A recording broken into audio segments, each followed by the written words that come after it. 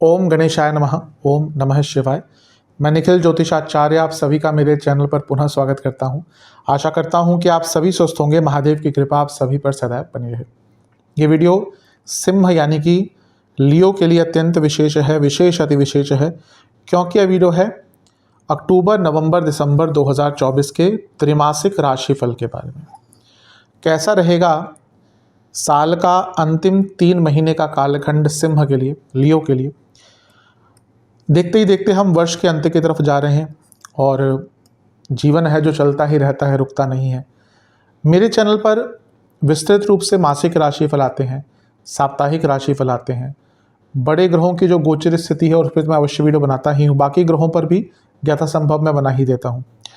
लेकिन ये जो त्रैमासिक राशिफल होते हैं ये अति विशेष होते हैं, क्योंकि जो व्यक्ति ये समझता है कि ज्योतिष का औचित्य क्या है, ज्योतिष का जो औचित्य है वो मार्गदर्शन का है, उनके लिए त्रैमासिक राशिफल अत्यंत महत्वपूर्ण हो जाते हैं।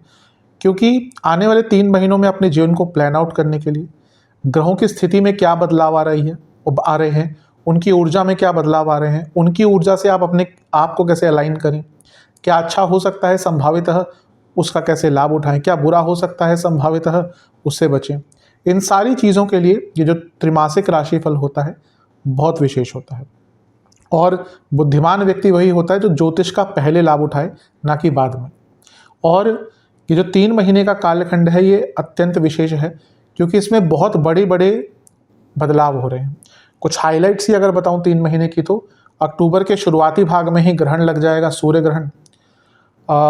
उसके बाद गुरु वक्री हो जाएंगे, मंगल नीच के हो जाएंगे, सूर्य नीच के हो जाएंगे, सब अक्टूबर में होगा। नवंबर आते आते शनि महाराज मार्गी हो जाएंगे, सीधा चलना शुरू कर देंगे और अपने कुंभ के अंतिम सफर पर रवाना हो जाएंगे और जाते जाते बहुत कुछ देकर जा सकते हैं। शनि मंगल का षडाष्टक योग बनेगा, बुध वक्री हो जाएंगे फिर से नवंबर में, और नवंबर के अंत में, और साल के अंत तक वक्री ही रहेंगे।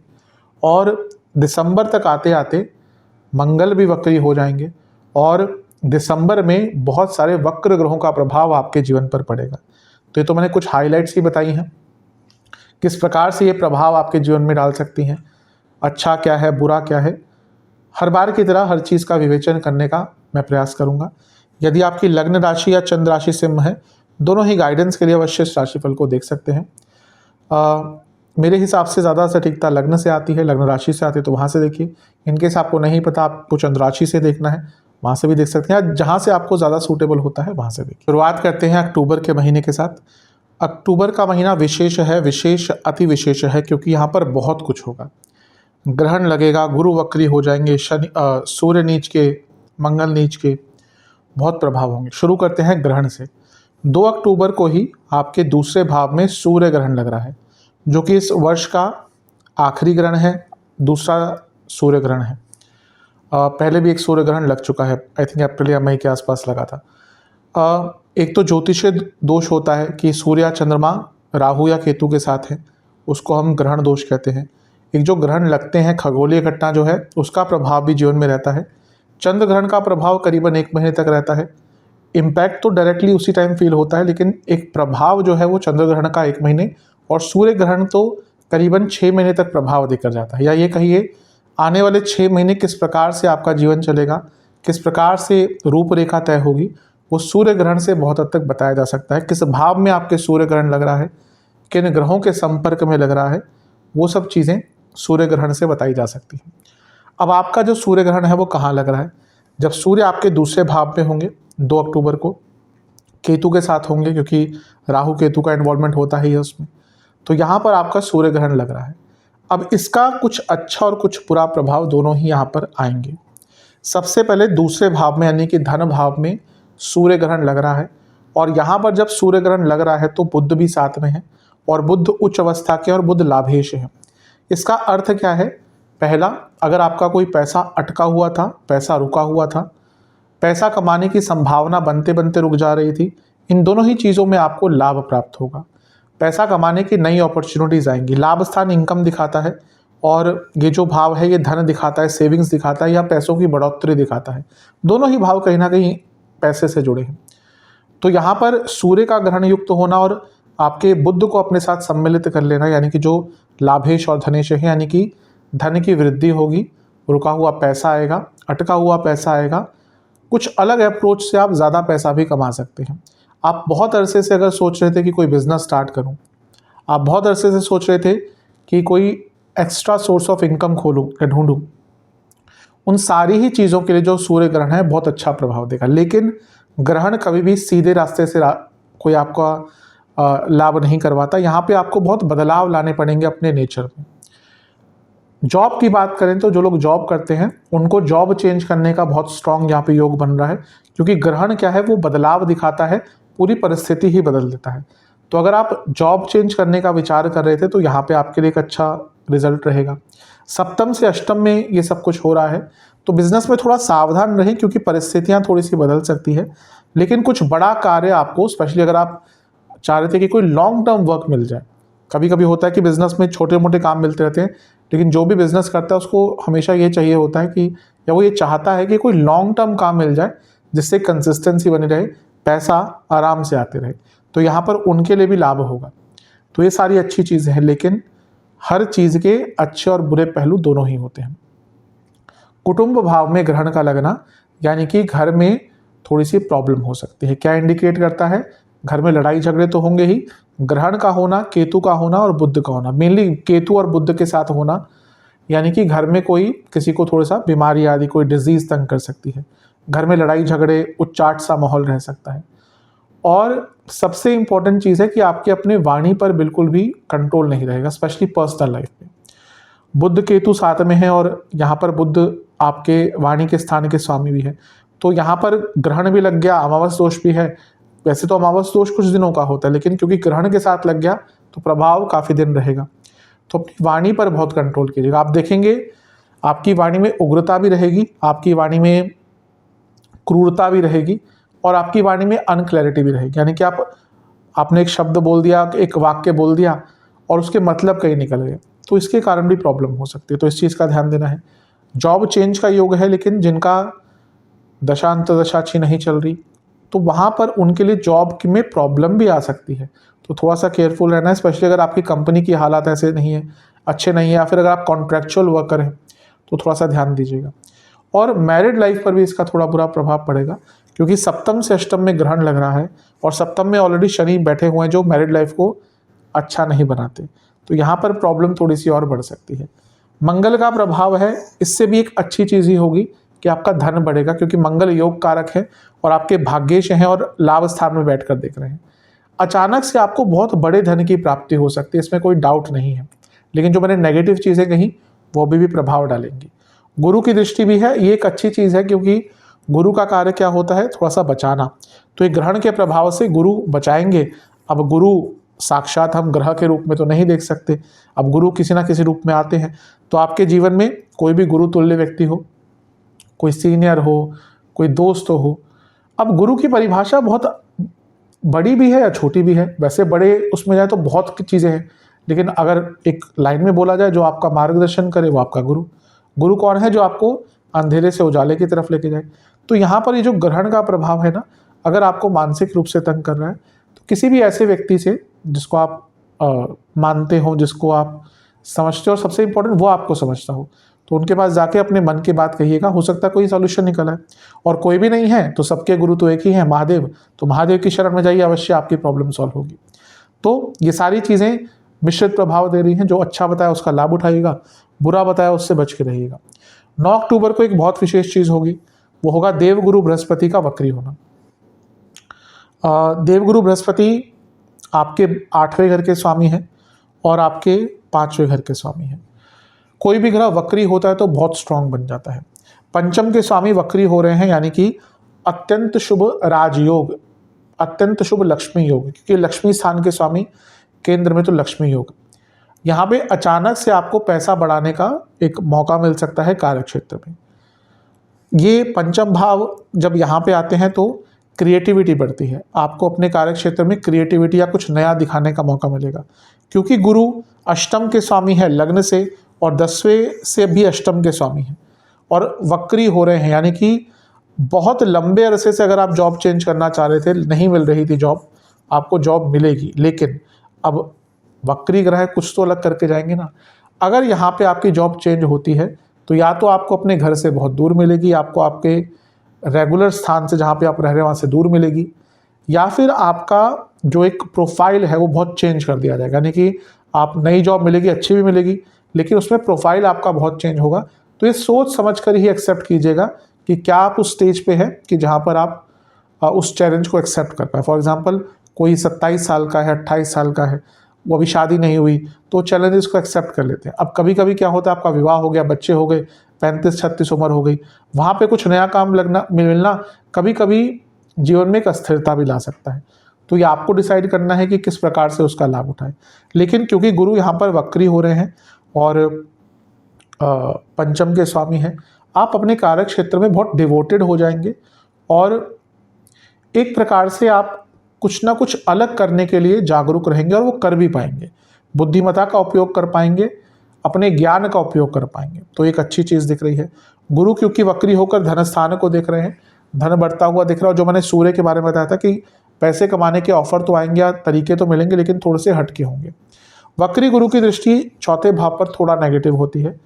ये पुनः घर में थोड़ी सी मानसिक स्थिति खराब करती है, घर वालों की मानसिक स्थिति पर प्रभाव डालती है और घर में छोटी छोटी बातों पर झगड़े होते हैं।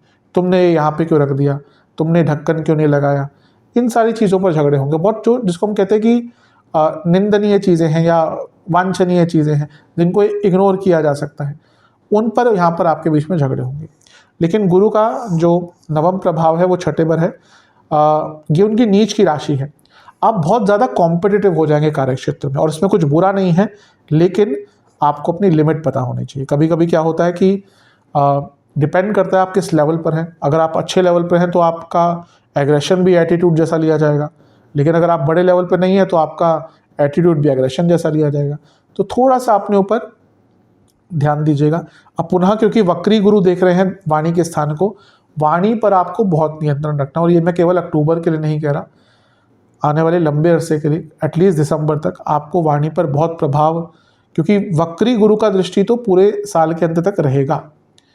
तो बोलेंगे क्या, लोग समझेंगे क्या, ये बहुत कठिनाई की बात आपके लिए हो सकती है।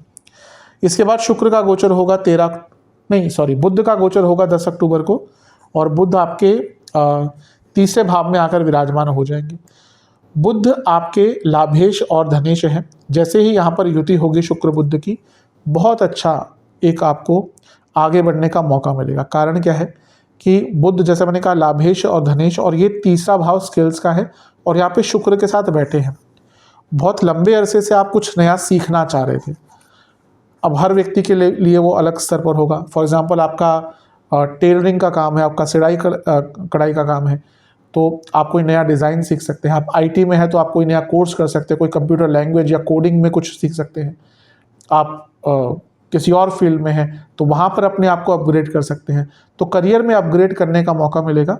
और ये आपका जो भाव है ये इच्छाओं की स्टार्ट का भाव है, और शुक्र ऑलरेडी है। खैर 3 दिन ही इनका साथ रहेगा, लेकिन एक नई इच्छा जागृत होगी और उस इच्छा के कारण आप आगे बढ़ पाएंगे। इच्छाएं ही हैं हमें जो आगे लेकर जाती हैं। अगर हम में इच्छा ना हो तो हम तो, हर कोई व्यक्ति सन्यासी बन जाए, लेकिन इच्छाएं इतनी प्रबल होती हैं कि हमें जीने नहीं देती, ना बनने देती हैं।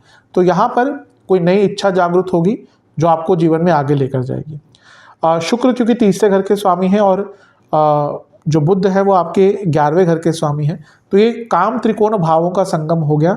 तो यहाँ पर आपकी कोई इच्छा की भी पूर्ति हो सकती है, और जीवन में कॉन्फिडेंस और क्लैरिटी दोनों की ही बढ़ोतरी होगी। जो सूर्य ग्रहण का प्रभाव है ये धीरे धीरे करके बुध के गोचर के साथ ठीक होना शुरू हो जाएगा। इसके बाद शुक्र का गोचर होगा 13 अक्टूबर को, और शुक्र आपके चौथे भाव में आकर बैठ जाएंगे, यानी कि वृश्चिक में। ये होगा 13 अक्टूबर को। शुक्र का चौथे घर में आना कोई ऐसे बुरा नहीं माना जाता। हाँ, यह है कि व्यक्ति खर्चीला बहुत हो जाता है। आप देखेंगे अक्टूबर के मध्य भाग में बहुत चीज़ों पर खर्च करेंगे, और अगर पैसा है, कमाया है या वैसे भी है तो क्यों नहीं, जब पैसा है तो बिल्कुल खर्च करिए, कोई इसमें प्रॉब्लम नहीं।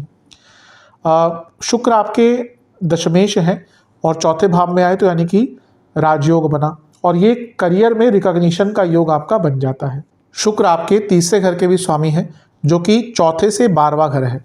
तो अगर कोई प्रॉपर्टी बेचना चाहते थे, अगर अपना कोई वाहन बेचकर कोई नया वाहन लेना चाहते थे तो उसके लिए भी शुक्र बहुत अच्छे योग बनाएंगे। शुक्र जब चौथे घर में आते हैं तो घर में संपन्नता आती है, कोई महंगी वस्तु आती है। तो ये सब चीज़ें भी दिख रही हैं। शुक्र लक्ष्मी के कारक है, यानी कि पूरे घर में ही लक्ष्मी आएगी, यानी कि आपके परिवार के जो और लोग हैं जो पैसा कमाते हैं उनको भी यहाँ पर लाभ प्राप्त होगा। लेकिन जब भी शुक्र 10वें घर पर प्रभाव डालते हैं या करियर से कुछ संबंध रखते हैं तो ऑफिस पॉलिटिक्स बढ़ती है। तो यहाँ पर भी ऑफिस पॉलिटिक्स बढ़ेगी।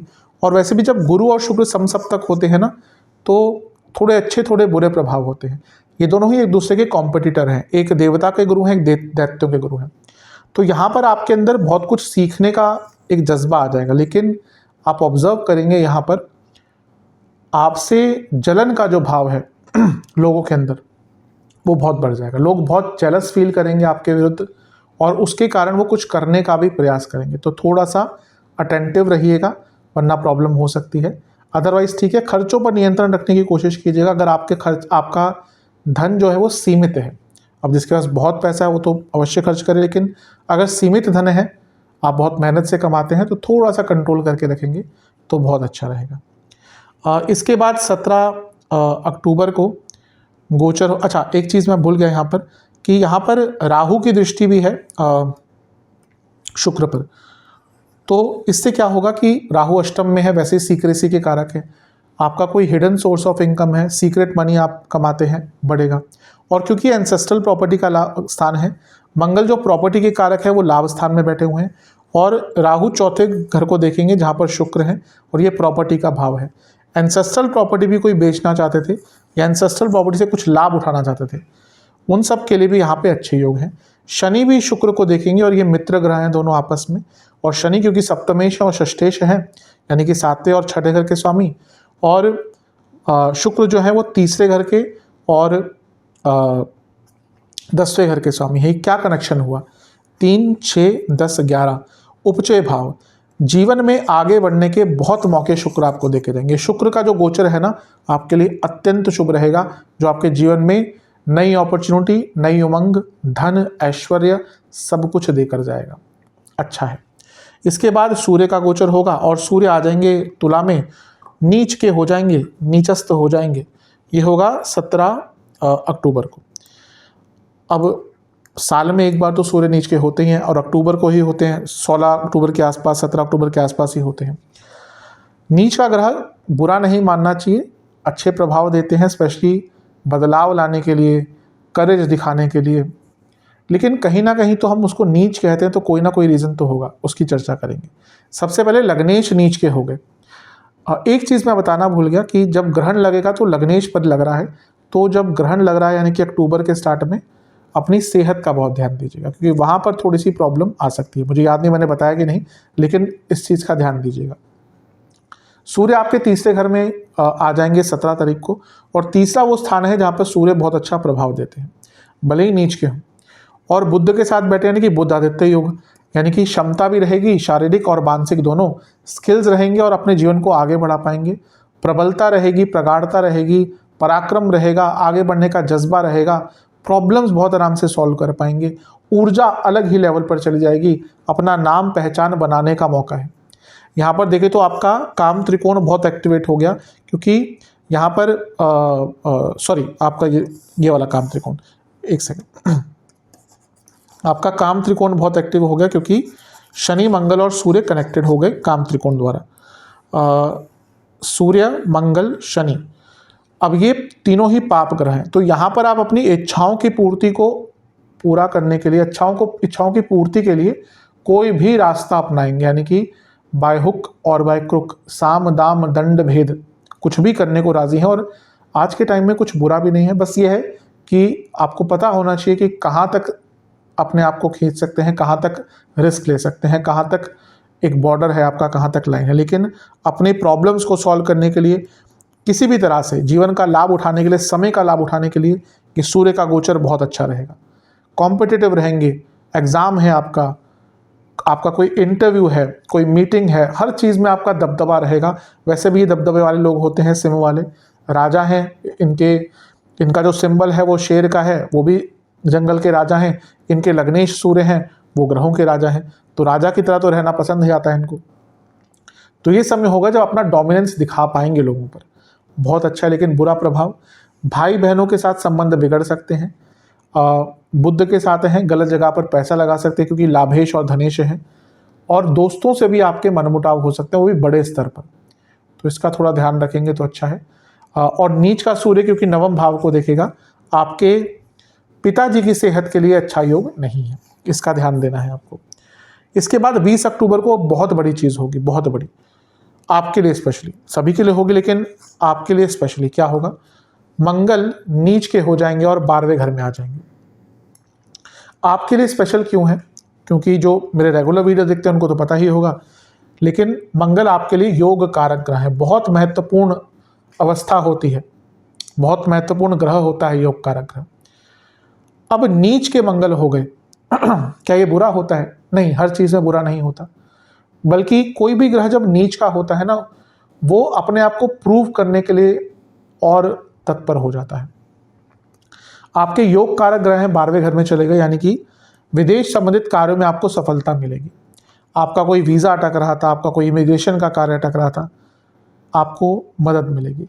आपके भाग्येश हैं 12वें घर में, यानी कि जो लोग ऑलरेडी विदेश में हैं उनको भाग्य साथ देगा। और अगर आपका पुनः कहूँगा कोई हिडन सोर्स ऑफ इनकम है, मंगल 12वें घर में आके हिडन सोर्स ऑफ इनकम देते हैं, राहु ऑलरेडी देख रहे हैं, राहु शुक्र को भी देख रहे हैं, ये सारी चीज़ें इंडिकेट कर रही है कि हिडन सोर्स ऑफ आपका कोई इनकम है, उसमें आपको लाभ प्राप्त होगा। बहुत अच्छी चीज़ें हैं यहाँ।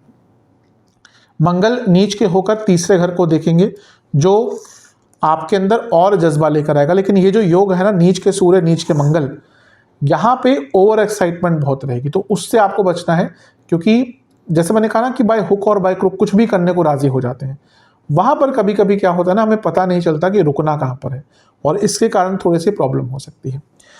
नवमेश 12वें घर में, आप में से कई लोग अक्टूबर के बाद, क्योंकि यहाँ अच्छा एक और चीज़ है, अब मंगल यहाँ से हिलेंगे नहीं, ऐसा नहीं है कि वो नवंबर में या दिसंबर में राशि परिवर्तन फिर से कर लेंगे, नहीं, क्योंकि मंगल अंततः दिसंबर में जाकर वक्री हो जाएंगे, तो पूरा ये साल 2024 यहीं पे रहेंगे।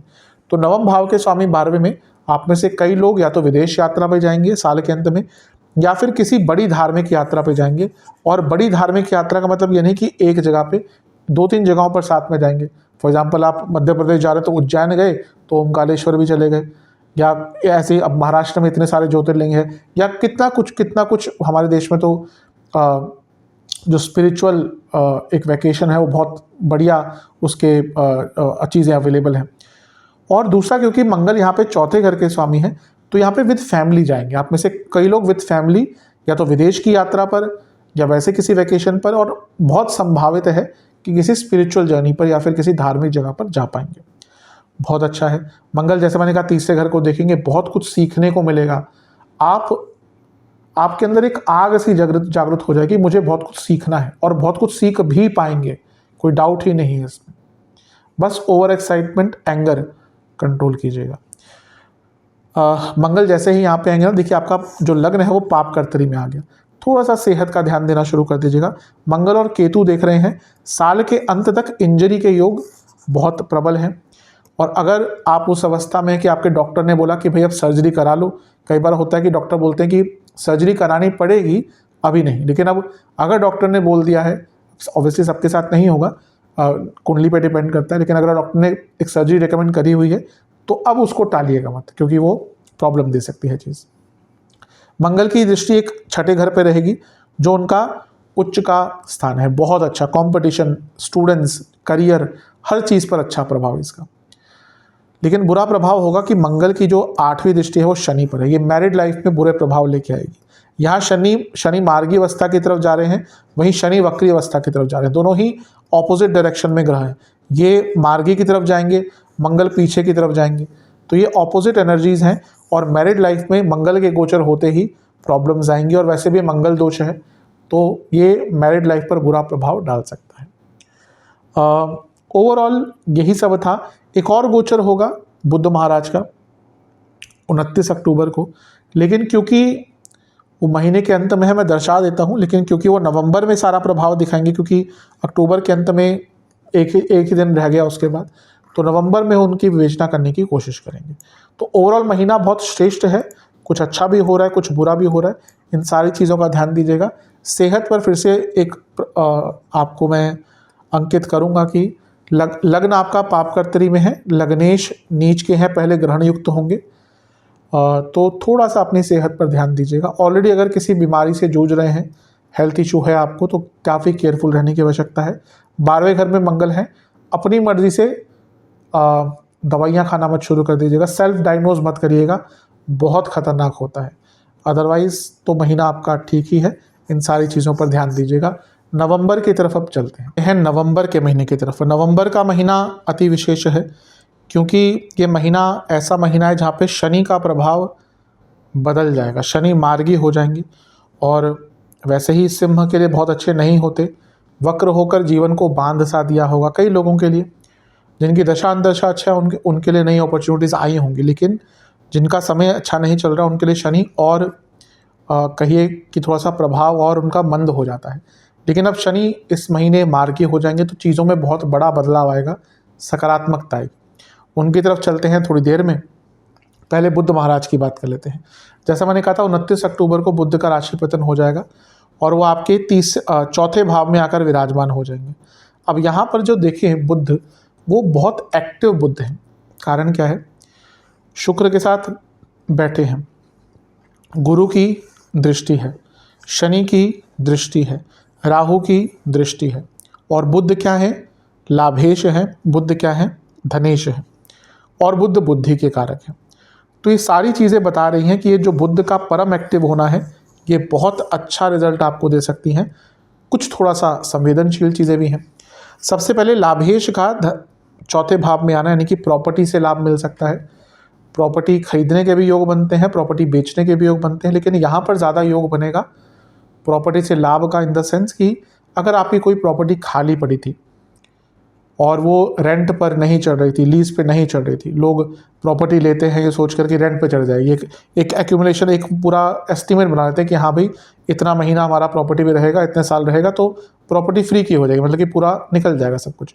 अब उसमें क्या होता है, बीच में कभी कभी प्रॉपर्टी खाली हो जाती है, रेंट कोई आपको टेनेंट नहीं मिलता, फिर वहाँ पर प्रॉब्लम होती है। तो अगर आपकी कोई प्रॉपर्टी खाली पड़ी थी जिसको आप लीज आउट करना चाहते थे, रेंट पे देना चाहते थे, तो यहाँ पर बुध के कारण वो योग आपके लिए बन सकता है।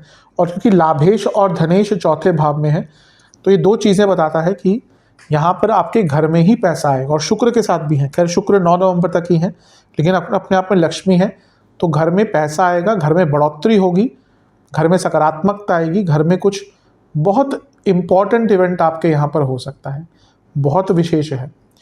वक्री गुरु की दृष्टि है। गुरु क्या है? आपके अष्टमेश है। पुनः एंसेस्ट्रल प्रॉपर्टी की तरफ जाऊंगा मैं, लाभ मिल सकता है, हिडन इनकम है, लाभ मिल सकता है। और यहाँ पर देखिए गुरु ज्ञान और अपने आप में गुरु है, शुक्र गुरु, दैत्य गुरु, बुध क्या है? इंटेलिजेंस है। यहाँ पर आपको ना बहुत कुछ नया सीखने को मिलेगा आपको, और ये प्रैक्टिकल नॉलेज होगी। आप देखेंगे ये जो बुध का गोचर होगा ना, यानी कि अब बुध ने राशि नहीं बदलनी। अगर हम बात करें 29 अक्टूबर को यहाँ पे आ गए थे, नवंबर की हम बात कर रहे हैं, लेकिन अब ये राशि नहीं बदलेंगे। तो ये बुध गुरु का जो समसप्तक योग है ना, कि आपको बहुत कुछ सिखा कर जाएगा। शास्त्रीय ज्ञान भी होंगे, यानी कि बुकिश नॉलेज भी होगी, और प्रैक्टिकल नॉलेज भी होगी। आप में से कई लोग, क्योंकि गुरु बुध साथ समसप्तक में है, आप देखेंगे आप में से कई लोगों का ना शास्त्रीय ज्ञान की तरफ रुझान बढ़ेगा। आप में से कई लोग गीता, वेद, पुराण, उपनिषद, तंत्र शास्त्र, मंत्र शास्त्र, कुछ ना कुछ जो हमारे देश की, हमारे सनातन धर्म की धरोहर है, उनमें से आपका काफ़ी लोगों का उन चीज़ों के प्रति ध्यान जाएगा। अब एक कुंडली में डिपेंड करता है, अगर राहु बहुत प्रबल है तो लोग इन सब चीज़ों को छोड़कर फिर बाकी नॉवेल्स वगैरह की तरफ जाएंगे। बृहस्पति या फिर कहिए शुक्र बहुत प्रबल है तो फिर वो लोग रोमांटिक नॉवेल्स की तरफ जाते हैं। कॉम्बिनेशन बदल जाते हैं, लेकिन शास्त्रीय ज्ञान, बुक्स, इन सब की तरफ आप जाएंगे और यहाँ पर बहुत कुछ नया सीखने को मिल जाएगा। चौथे भाव पर इतने ग्रहों का प्रभाव है, आपको सामाजिक कार्यों में भी सम्मिलित होने का मौका मिलेगा, आपको जन सामान्य के लिए कुछ करने का मौका मिलेगा। आप में से कई लोग यहाँ पे चैरिटी करेंगे, डोनेशन करेंगे। सिंह वाले मेरे हिसाब से पूरे जो 12 लग्न हैं उनमें से जो सबसे ज़्यादा कोई डोनेट करता है, चैरिटी करता है या लोगों की मदद करता है, जानवरों की मदद करता है, वो सिंह वाले हैं। तो यहाँ पर आपको वो सब करके भी मदद, एक अच्छा अनुभव होगा, अच्छा लगता है। सिंह वालों को ये सारे कार्य करना अच्छा लगता है और ये सारे अवश्य कार्य आप कर पाएंगे। क्योंकि ये भाव सप्तम से 10वां है, तो आपके पति या पत्नी को भी पैसा मिलेगा, और ये सप्तम से 10वां है, यानी कि बिजनेस में भी तेज गति से पैसा आएगा। हर प्रकार से अच्छी चीज़ें दिख रही हैं। एक ही चीज़ है जिससे थोड़ा सा बच के रहना, कि राहु जब बुध को देखते हैं तो बुध को भ्रमित करते हैं, और ये बुध ऐसे हैं जो महीने के अंत में वक्री भी होंगे, तो उस पर मैं आऊँगा दोबारा। लेकिन कोई ऐसी चीज़ पर कोई निर्णय मत लीजिएगा जिसके बारे में आपको ही क्लैरिटी नहीं है, वो आपको थोड़ा सा मुश्किल में डाल सकती है। शनि की दृष्टि है, शनि सप्तमेश है, चौथे घर में बुध शुक्र बैठे हैं। जो लोग फैमिली बिजनेस स्टार्ट करना चाहते थे, कई बार होता है कि अब कोई व्यक्ति अगर बिजनेस स्टार्ट करना चाहता है तो सबसे पहले वो अपने किसी फैमिली के व्यक्ति को ही ढूंढता है, भाई बहन को ढूंढता है, किसी और को ढूंढता है।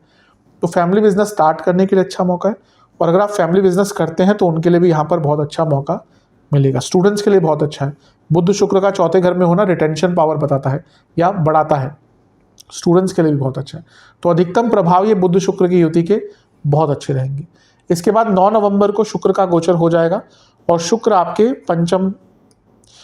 आपके पंचम भाव में धनु में आकर विराजमान हो जाएंगे। अब शुक्र क्योंकि आपके 10वें घर के स्वामी हैं और पुनः अपने सिस्टम में जा रहे हैं, तो ये भी फिर से एक जॉब चेंज का योग बनाता है। सिंह वाले, अगर आप लोग जॉब चेंज करना चाहते हैं, मैं केवल नवंबर नहीं कहूँगा अक्टूबर से दिसंबर आप सभी के लिए पूरा ये कालखंड जॉब चेंज करने के लिए बहुत अच्छा है। अच्छी जॉब प्राप्त होगी, डिफरेंस काफ़ी रहेगा, जैसे मैंने बृहस्पति की बात करी थी, लेकिन जॉब चेंज का पूरे ही 3 महीनों में योग है, और ये शुक्र के कारण और वो प्रबलता बढ़ जाएगी। ये लक्ष्मी स्थान है, यहाँ पे खुद लक्ष्मी का आना, यानी कि पुनः संपन्नता आएगी। लक्ष्मी केवल धन नहीं होता, लक्ष्मी बहुत कुछ होती है। घर में आपके धन भी है, लेकिन साथ में लोग बैठकर आराम से खाना खा रहे हैं, बात कर रहे हैं, वो असल लक्ष्मी होती है। वरना कहने को करोड़ों हैं और साथ में एक दूसरे के साथ बैठकर खाना भी नहीं खा सकते, वो लक्ष्मी नहीं, वो अलक्ष्मी है। तो जब लक्ष्मी जी की बात करते तो अलक्ष्मी भी कहीं ना कहीं हमें पता होना चाहिए वो क्या होता है। तो यहाँ पर घर में लक्ष्मी आएगी, घर में संपन्नता आएगी। आपके तीसरे घर के स्वामी हैं, पंचम में आ रहे हैं। जो लोग कोई IVF आदि प्रोसीजर फॉलो करना चाहते थे उनके लिए समय अच्छा है, और कार्य क्षेत्र में बहुत क्रिएटिविटी तो रहेगी, बल्कि एक अलग ही अपनी पहचान आप बना पाएंगे। सप्तम से 11वें में शुक्र है, यानी कि बिजनेस में अचानक से नया काम आना शुरू हो जाएगा। तो शुक्र का यहाँ पे आना बहुत अच्छा है। शुक्र यहाँ से खुद लाभ स्थान को देखेंगे, 10वें घर के स्वामी हैं। करियर में भी बढ़ोतरी होगी, करियर में भी पैसा आपका अवश्य बढ़ेगा। पंचम के शुक्र है, रिलेशनशिप बढ़ेगा, विवाह की तरफ लेके जाना है रिलेशनशिप को, ये बहुत अच्छा टाइम है। और जो लोग सिंगल थे हमेशा से या बहुत टाइम से, उनको यहाँ पे नया रिलेशनशिप स्टार्ट करने का मौका मिलेगा। तो शुक्र का गोचर भी बहुत अच्छा है। इसके बाद होगा 15 नवंबर को शनि मार्गी प्रभाव, कि शनि सीधा चलना शुरू हो जाएंगे। अब क्या है ना कि सिंह के लिए शनि बहुत अच्छे ग्रह नहीं है, पिता पुत्र हैं जैसे मैं हर बार कहता हूँ, लेकिन संबंध बिल्कुल अच्छे नहीं है यहाँ पर। अब शनि क्योंकि अब अपने अंतिम रास्ते पर है, अंतिम राह पर है, और अभी वक्री हो गए थे जून से, तो जून से जीवन में थोड़ा सा रुकावटें, मंदता आ गई होगी। आप जो करना चाह रहे होंगे उसमें सफलता ज़्यादा नहीं मिल रही होगी। अब क्या हो गया, तो शनि मार्गी हो गए, आपके लग्न को देख रहे हैं, और अब उनका अंतिम चरण है, तो यहाँ पे आपको शुभ प्रभाव देना शुरू करेंगे। जो उनको सिखाना था आपको सिखा गए, अब नई अपॉर्चुनिटीज़ देंगे। बिजनेस हो, कोई लीगल कार्य हो, क्योंकि छठे घर के स्वामी हैं, कोई घर में प्रॉब्लम चल रही हो, चौथे घर को देख रहे हैं, हेल्थ इश्यूज़ हो, इन सब से निकलने का आपको शनिदेव मौका देंगे। तो शनि का मार्गी होना अवश्य आपके जीवन में एक उल्लास, एक उत्साह, एक प्रबलता, एक सकारात्मकता लेकर आएगी, और कुछ लॉन्ग टर्म करने के लिए आप प्रेरित रहेंगे, और कुछ लॉन्ग टर्म कर भी पाएंगे। ये प्रमोशन के बहुत अच्छे योग बना देते हैं, क्योंकि 10वें से 10वें में शनि मार्गी हो गए और वो सप्तम के स्वामी हैं। तो अचानक से नवंबर के मध्य भाग के बाद प्रमोशन के योग भी आपके बन जाते हैं। इसके बाद 16 नवंबर को सूर्य का गोचर होगा, और सूर्य वृश्चिक में प्रवेश हो जाएंगे, कर लेंगे 16 नवंबर को, और बुध आदित्य योग बनाएंगे। एक तो अपनी नीच की राशि से निकल गए, बहुत अच्छा है। लग्न के स्वामी का चौथे घर में आना भी राजयोग बनता है। प्रॉपर्टी के लिए फिर से योग बनाते हैं, बुध आदित्य योग है, यानी कि बुद्धिमत्ता पूरा साथ देगी। बस प्रॉब्लम यह है कि सूर्य दिग्बल खत्म हो गया उनका, तो यहाँ पर थोड़ा सा अथॉरिटी आप लैक करेंगे, इवन पर्सनल लाइफ में या प्रोफेशनल लाइफ में। अदरवाइज इसका अच्छा प्रभाव है। यहाँ पर गुरु भी देख रहे हैं, और गुरु सूर्य जब आपने सामने देखते हैं तो अपना नाम बनाने का मौका मिलता है, अपनी पहचान बनाने का मौका मिलता है। ध्यान बस ये देना है कि शनि की दृष्टि भी है सूर्य पर, तो घर के बड़ों से या ऑफिस के बड़ों से मनमुटाव हो सकता है, इस पर आपको कंट्रोल करके रखना है। एक और चीज़ है यहाँ पर कि जब सूर्य का राशि परिवर्तन होगा तो राहु का प्रभाव भी सूर्य के ऊपर होगा और अष्टम भाव में है। यहाँ पर सबसे ज़्यादा ध्यान ये देना है दो चीज़ों का, बल्कि पहला, आपके घर में कोई चोरी आदि हो सकती है, आपका कोई सामान गुम सकता है घर में, या तो कोई चोरी हो जाएगी अगर आप कहीं बाहर गए हैं। कई लोगों की आदत होती है मोबाइल लेके जाते हैं कहीं रख देते हैं, फिर ढूंढते रहते हैं कहाँ रख दिया, खो गए बाहर जाके, तो वो हो सकता है, दोनों चीज़ें। और ये चौथे घर पर प्रभाव कभी कभी आप पर झूठे आरोप भी लगाते हैं, तो ये भी चीज़ से आपको बच के रहना, कोई झूठा आरोप भी आपके ऊपर लग सकता है, उसका भी आपको बहुत ध्यान देने की आवश्यकता है। अदरवाइज सूर्य का चौथे घर में है ना, प्रॉपर्टी आदि और इन सब चीज़ों में आपको लाभ अवश्य देगा। गुरु आपके पंचमेश हैं और सूर्य को देख रहे हैं, यानी कि कुछ नया करने के आइडियाज़ भी आपके मन में बहुत आएंगे और कार्य क्षेत्र में भी अपने आप को एक्सप्रेस कर पाएंगे। तो अधिकतम अच्छी चीज़ें हैं, जो भी ध्यान देने वाली बातें हैं ध्यान दीजिएगा। यहाँ पर सेहत को लेकर एक ही चीज़ कहूँगा कि जिनको हृदय संबंधित रोग हैं, या फिर महिलाओं में जिनको यूट्रस की प्रॉब्लम है, पुरुषों में प्रोस्टेट की प्रॉब्लम है, इन सबको अपनी सेहत का बहुत ध्यान देना है। और जिनको बीपी की प्रॉब्लम रहती है उनको भी सेहत का ध्यान बहुत देना है। चलते हैं दिसंबर की तरफ। अच्छा, एक चीज़ है, 29 नवंबर को बुध वक्री हो जाएंगे, लेकिन फिर से ये महीने के अंत में हो रहा है, तो ये प्रभाव को मैं दिसंबर में व्यक्त करूंगा। चलते हैं दिसंबर के महीने की तरफ। दिसंबर का महीना है ऐसा जहाँ पर ज़्यादा ध्यान देने की आवश्यकता है, क्योंकि यहाँ पर वक्री ग्रहों का प्रभाव बहुत रहेगा। बुध वक्री हो गए जैसे मैंने कहा नवंबर के अंत में, गुरु अक्टूबर में हो गए, इस महीने मंगल हो जाएंगे दिसंबर में। और अगर हम टोटलिटी में देखें तो राहु तो वक्री रहते ही हैं, केतु वक्री ही रहते हैं, तो नव ग्रहों में से 5 ग्रह वक्र प्रभाव दे रहे हैं। और जब ऐसा होता है तो चीज़ें थोड़ी सी बदलती हैं, संवेदनशील होती हैं, तो इन सब की चर्चा हम करेंगे। सबसे पहले बुध की ही बात करते हैं। बुध नवंबर में 29 नवंबर को वक्री हो गए थे। अब क्या है, बुध बुद्धि के कारक हैं। मैंने पहले बताया था बुध जो भी यहाँ पे आके देंगे, पैसा, घर में, वो सब रहेगा, लेकिन क्योंकि वो आपके लग्नेश के साथ बैठे हैं और वक्री हो गए, तो पुनः सेहत का बुरा प्रभाव पड़ेगा, सेहत पर बुरा प्रभाव पड़ेगा। राहु का प्रभाव है बुध पर।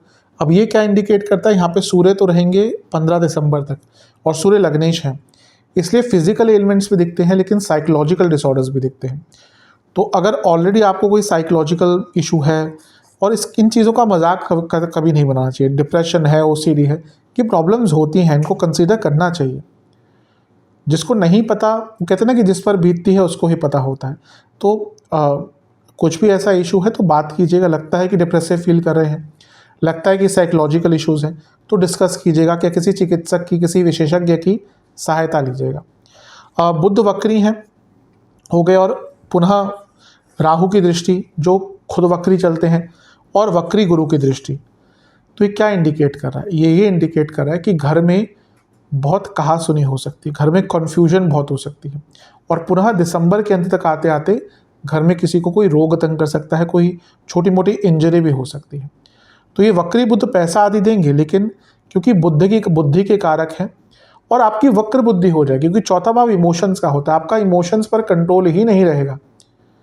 इसलिए जो दिसंबर का महीना है ना, ये थोड़ा सा केयरफुल रहना है आपको। जब इमोशंस पर हमारा कंट्रोल नहीं होता तो हम अपने प्रकृति के, अपने नेचर के विरुद्ध कार्य करते हैं, और फिर उसमें या तो विफलता पाते हैं, सफलता से दूर हो जाते हैं, नुकसान करते हैं, बुरा करते हैं। अब यहाँ पर चौथे घर में है तो इमोशनली अप्स एंड डाउन्स रहेंगे, फैमिली में प्रॉब्लम आ सकती है।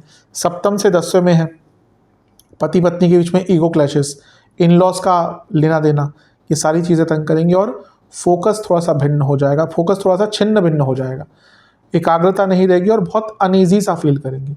तो ये जो दिसंबर का महीना ना, क्योंकि इतने सारे ग्रह वक्री हो रहे हैं, स्पेशली उसमें आपके लग्नेश भी इन्वॉल्व हो गया और चौथा भाव इन्वॉल्व हो गया, तो यहाँ पर थोड़ी सी प्रॉब्लम हो सकती है। तो अपने साइकोलॉजिकल चीज़ों पर आपको सबसे ज़्यादा ध्यान देना है, और जो बाकी मैंने कुछ नेगेटिव चीज़ें पिन पॉइंट करी, उन पर ध्यान देने की आवश्यकता है। शनि भी यहाँ पे मार्गी हो चुके हैं, तो वो थोड़ा सा चीज़ों को ठीक करने की कोशिश करेंगे, क्योंकि शनि अब अपने अच्छे प्रभाव की तरफ जा रहे हैं, लेकिन बाकी ग्रहों का बहुत स्ट्रॉन्ग इम्पैक्ट है। 2 दिसंबर को शुक्र राशि परिवर्तन कर लेंगे और शुक्र आपके छठे भाव में आकर विराजमान हो जाएंगे। मेरे हिसाब से छठे घर के जो शुक्र हैं वो बहुत अच्छा प्रभाव नहीं देते। एकमात्र जगह है जहाँ पे मैं कहता हूँ कि शुक्र अच्छा प्रभाव नहीं देते। बाकी हर जगह पे शुक्र एक ऐसे ग्रह हैं जो अ, आपको शुभता ही देने आते हैं। उनका कारण ही है, उनका औचित्य ही है कि आपके जीवन में शुभता लानी है। लेकिन छठे घर के एक शुक्र जो है वो क्षीण हो जाते हैं।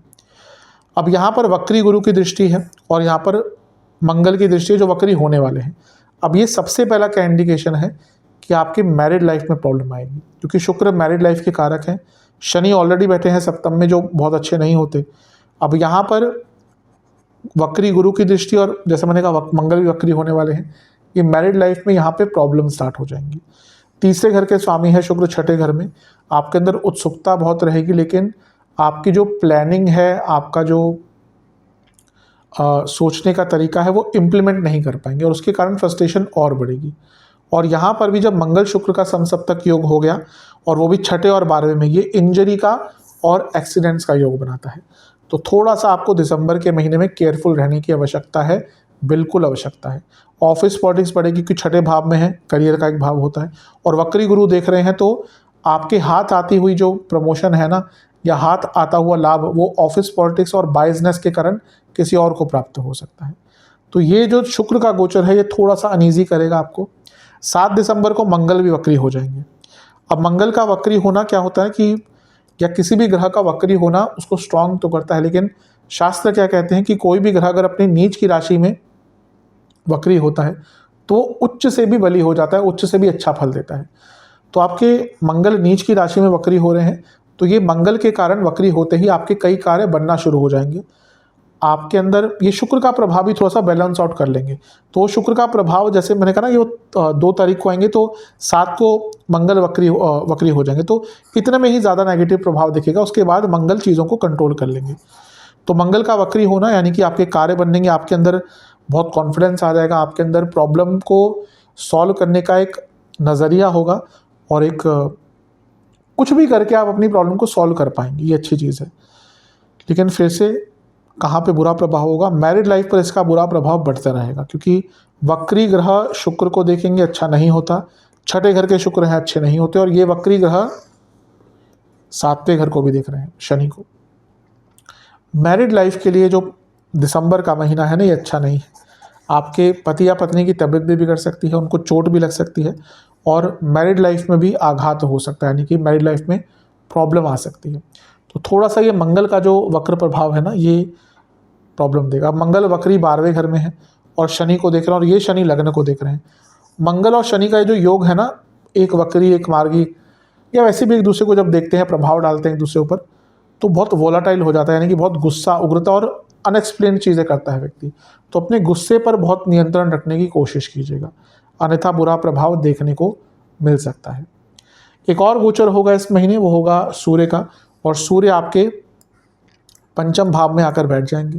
ये अच्छा है, क्योंकि एक तो सूर्य लग्नेश है और वक्री बुध के प्रभाव से निकल गए, और यहाँ पर लक्ष्मी योग बनाएंगे, और यहाँ से अपनी पूरी किरणें कहाँ डालेंगे, आपके लाभ स्थान पे। तो साल का अंत आते आते या सूर्य का गोचर से कई प्रभाव आपको अच्छे मिलेंगे। पैसा आएगा, रुका पैसा आएगा, इच्छाओं की पूर्ति होगी, बहुत कुछ कर पाएंगे नया। सप्तम से 11वें में बिजनेस में पैसा आएगा। स्टूडेंट्स के लिए बहुत अच्छा है। मंगल का भी प्रभाव छठे घर पे है, स्टूडेंट्स के लिए कॉम्पिटिटिव एग्जाम के लिए महीना पूरा अच्छा है। सूर्य का पंचम में आना यानी कि सरकारी कार्य जो स्टूडेंट्स के अटक रहे थे वो अच्छे होंगे। अगर आप स्टूडेंट हैं और कोई सरकारी जॉब या कोई सरकारी कोर्स में अप्लाई कर रहे थे, या इस टाइम पे आपका एग्जाम पड़ता है, तो बहुत अच्छा है। तो ये सूर्य का गोचर आपके जीवन में दिसंबर तक आते आते, 17 दिसंबर तक आते आते, 15 दिसंबर सॉरी, एक सकारात्मकता लेकर आ जाएगा। तो ओवरऑल ये महीना मिश्रित ज़्यादा कहूँगा, वक्री ग्रहों के प्रभाव के कारण, सूर्य पर बुध के प्रभाव के कारण, शुक्र के छठे घर में जाने के कारण थोड़ा सा ये मिश्रित हो गया है। इन सब चीज़ों का ध्यान दीजिएगा। एक और गोचर होगा शुक्र का 28 दिसंबर को, लेकिन पुनः उसका प्रभाव जनवरी में ज़्यादा मिलेगा, तो तब की तब हम देखेंगे। तो दिसंबर मैं कहूँगा, अक्टूबर अच्छा है, नवंबर अच्छा है, दिसंबर का महीना थोड़ा केयरफुल रहने का है। यहाँ पे सेहत हो, मानसिक लेवल हो, मानसिक चीज़ें हो, साइकोलॉजिकल प्रॉब्लम हो, फैमिली इश्यूज़ हो, हर चीज़ पर ध्यान देना पड़ेगा। अब उपाय की बात कर लेते हैं। ये उपाय आपको एक ही बार करने हैं, जितने भी उपाय हैं एक बार ही करने हैं, और किसी भी दिन कर सकते हैं। ऐसा नहीं कि आप कोई पर्टिकुलर दिन चुने। हाँ, अगर संभव है तो संडे को कीजिए, रविवार को, नहीं तो क्योंकि सब बिज़ी रहते हैं, आप वर्किंग लोग हैं, नहीं समय मिल पाता, बाकी भी चीज़ें होती हैं, तो किसी भी दिन कर सकते हैं। जब भी वीडियो देखिए उसके अगले दिन या आने वाले कुछ समय के अंदर इसको कर लीजिएगा। कई लोग बाद में भी देखते हैं वीडियो, तो उसके हिसाब से कर लीजिएगा। पहला उपाय क्या है, आपको सूर्य देवता को जल अर्पण करना है। उस कोई पात्र में जल ले लीजिएगा, उसमें आपको गेहूं के दाने, चंदन का पाउडर, अक्षत और गुलाब के फूल की पंखुड़ियाँ, ये जल को आपको सूर्य देवता को अर्पण करना है। और इसके बाद आपको एक मंत्र है, ओम शिव स्वरूपाय नमः। ओम शिव स्वरूपाय नमः, ये सूर्य देवता का मंत्र है। ओम शिव स्वरूपाय नमः मंत्र का 108 बार जाप करना है और फिर सूर्य चालीसा का 5 बार पाठ करना है। दूसरा उपाय क्या है, आपको शिवलिंग या महादेव का पहले गंगा जल और गुलाब जल मिलाकर अभिषेक करना है। एक गुलाब की माला अर्पण करनी है, खीर का भोग लगाना है और महामृत्युंजय मंत्र का 108 बार जाप करना है। तीसरा यह है कि आपको गौशाला में गुड़ का दान करना है और दक्षिणा दे के आनी है। और तीसरा है, किसी भी ओल्ड एज होम में दक्षिणा या कुछ भी व्यवस्था अगर आप कर सकते हैं, कपड़े, खाना, वहाँ पे भी दान करके आइएगा। ये 4 चीज़ें कर लेंगे, अवश्य आपके लिए प्रभाव अच्छे रहेंगे। आशा करता हूँ कि वीडियो आपके काम आएगा। चैनल पर नए हैं, सब्सक्राइब कीजिए, वीडियो को लाइक कीजिए। मिलता हूँ अगली वीडियो में, तब तक के लिए ओम नमः।